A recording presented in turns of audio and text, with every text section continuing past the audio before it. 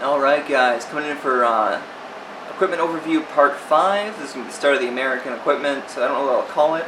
This is my GI weaponry. I'm just going to go immediately into the close-up up here.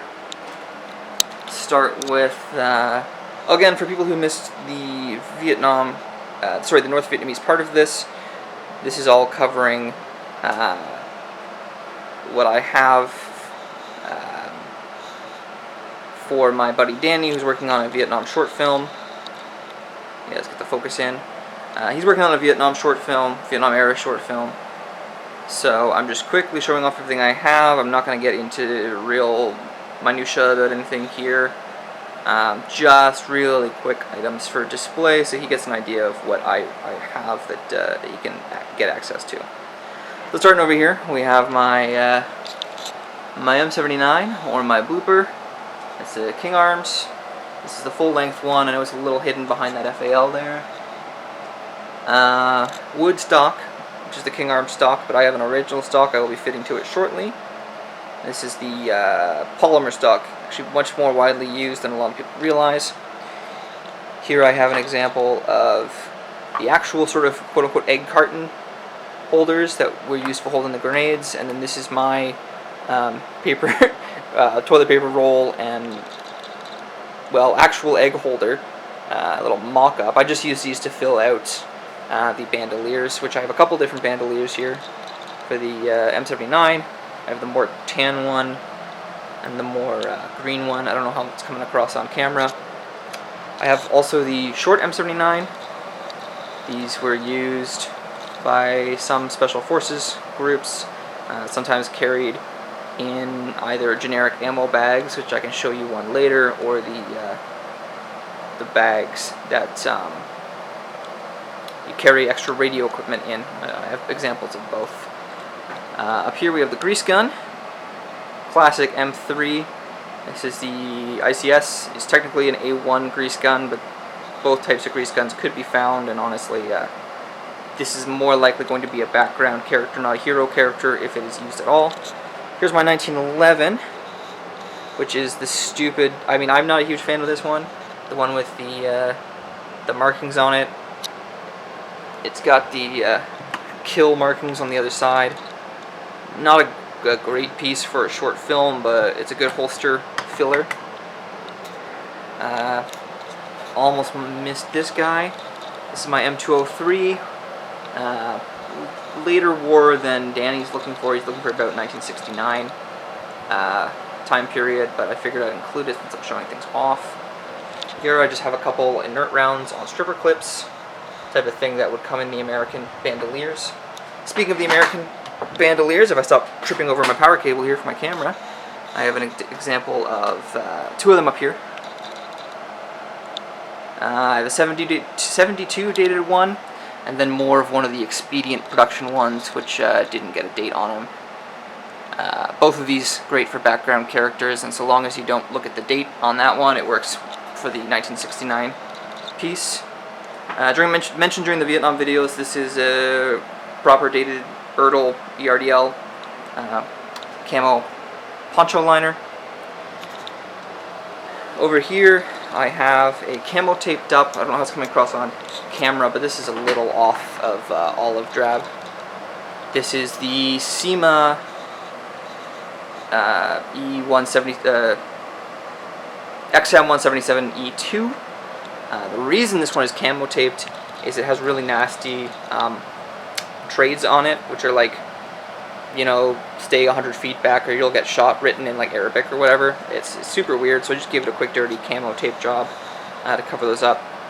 If this ended up going to a main character, you could obviously leave it with the camo tape, or if this was going to a background character, take the camo tape off. You're never going to see the trades from that far away. But it is the proper, you know, the proper carry handle. I know for the history buffs that this is taller than it should be. It should be more cylindrical, where this is one that's more oval shaped, but again.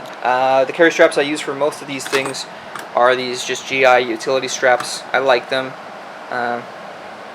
They're cheap. Up here is my Hero M16. This is my EMG, EGM, whatever they're called, properly Colt trademark AR-15, property of U.S. government, 5.56, yeah, EMG, you can see on there. Everything's proper on. I'm not going to roll these over, but they both have teardrop style fire selectors, and there's just the full stock. Obviously, as a Canadian, I had to get myself the SLR. Yeah, probably not going to get used for the short, but I figured I'd include it. Also, for the sake of the short, I'm throwing in my my A3, my M16 A3.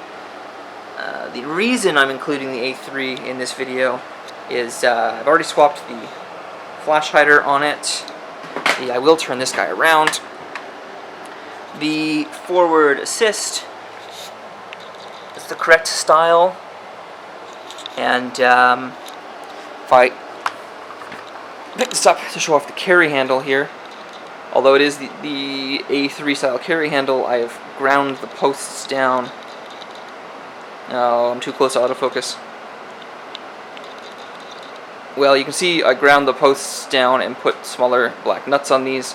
This works as a pretty decent for an extra background character, someone you're not going to get close-up shots on. No trades on this, and I do have correct reproduction triangular handguards on order. I had a set already that I know fits. I just lent those to a buddy for his M16. That's Tyler. Danny knows Tyler, or knows of Tyler. So Tyler has the handguards on his M16 right now, but again, this is just to count it for the list. It's not really a Vietnam piece.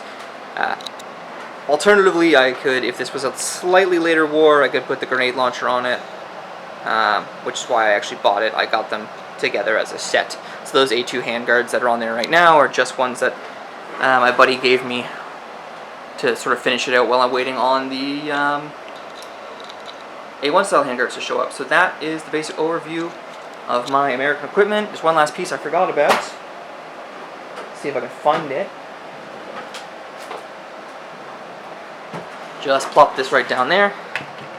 That is my G371 revolver, I think it's called. It's just a 1950s style police revolver. No fancy adjustable sights, nothing weird like this. And there were a lot of these carried as concealable revolvers. You know, just a simple 38 caliber revolver. I know you mentioned, Danny,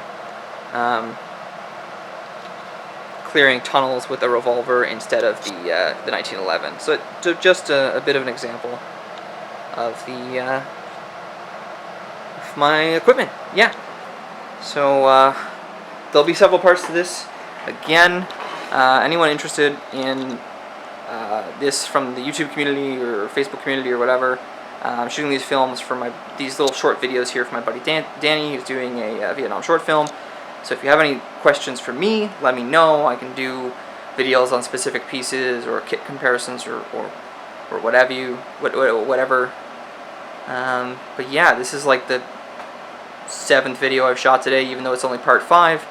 So I'll pack this all up and move on to the next part. Thanks for watching.